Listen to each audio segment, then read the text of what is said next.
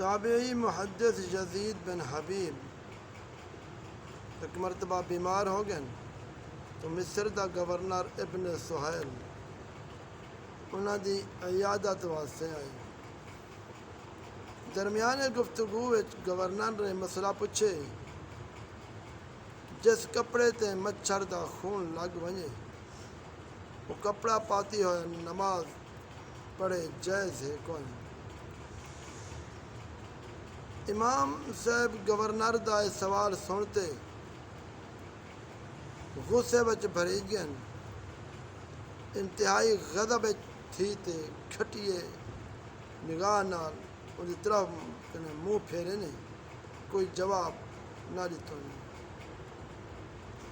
جب گورنر ونجن لگے تو ان کی طرف قہر بھری نگاہ نال دیکھتے فرمایا، تو روزانہ اللہ دے بانے دا خون حق وہندے ہی تو اج مچھر دے خون دا فتویٰ پوچھن لگی میرے۔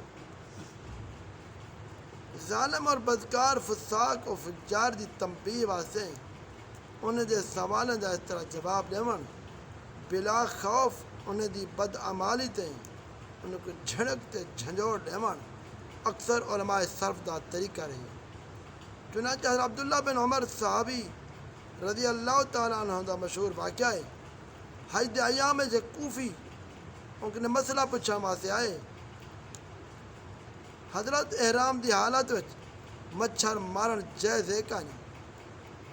تو حضرت عبداللہ بن عمر رضی اللہ تعالیٰ عنہ کبڑی تے جلال تے فرمایا، اج اے کوفی مچھر مارن دا فتویٰ پوچھن واسطے آئے، کل جب انہیں کوفیہ نے جگر گوشہ بطول حضرت امام حسین رضی اللہ تعالیٰ عنہ دا کربلا وچ خون بہائے تو ان وقت یہ لوگ میں کہنے کیوں نہ مسئلہ پوچھا واسطے آیا۔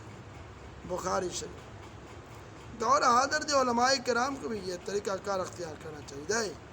اکثر ماردار لوگ اپنی سیاہ کاریاں تے پردہ سٹن واسطے علماء کرام کو کہیں تقوی تقدس معابی دے مسائل پوچھتے رہندن تو علماء کرام کو چاہیے بالکل نہ ڈر تھی تے آخرے من گوڑ کھاون گول گوں کنے پرہیز کرن، اے تقوی اور پرہیزگاری کو منہ چڑھاونے، بڑے پاک صورت بڑے نیک صورت نیاز آپ کو کچھ ہمیں جانتے ہیں۔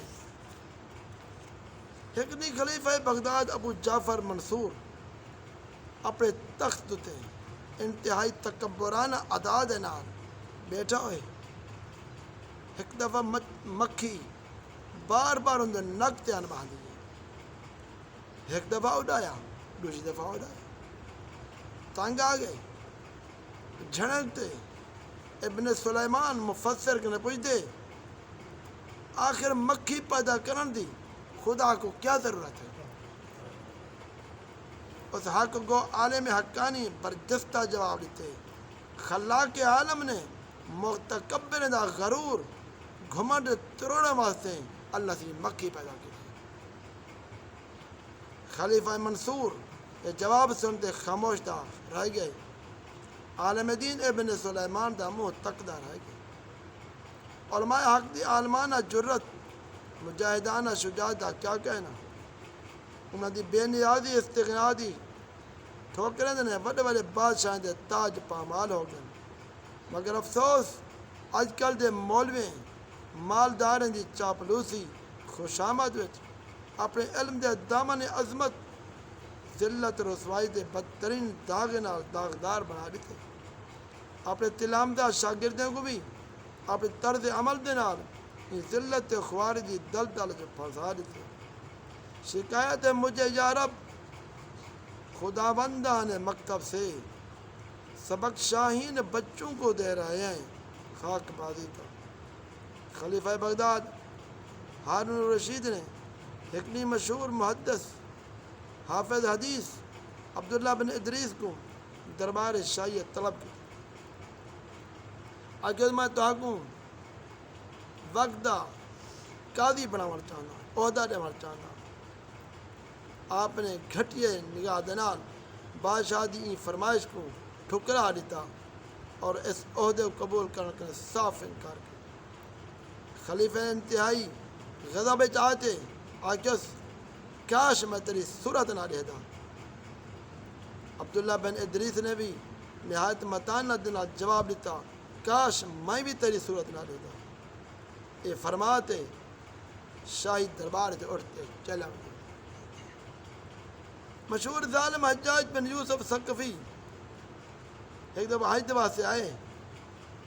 اتفاقنا عالم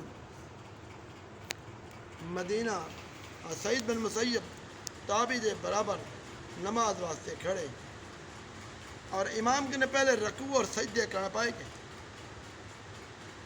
جی میں متکبر لوگیں دی عادت ہوں. سعید بن مسیب نماز کے نے فارغ تھی تھے اپنا جتی اٹھاتے فرمایا او چور او خیامتیا یہ میں نماز پڑھتے میرا دل لا دے یا جتی تیرے منہ چ مارا. ان کے بعد حجاج دمشق دا گئے حجاز دا گورنر بنتے مدینہ منورہ آئے. فوراً مسجد نبوی سعید بن مسیب دی درس گاہ حدیث پہنچے.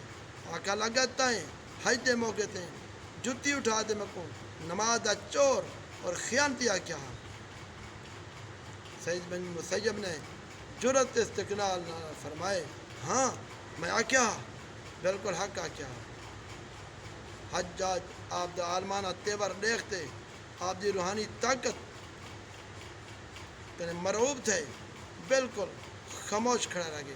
آقا لگا خداوند کریم سعید بن مسیب تک جزائے خیر عطا کرے.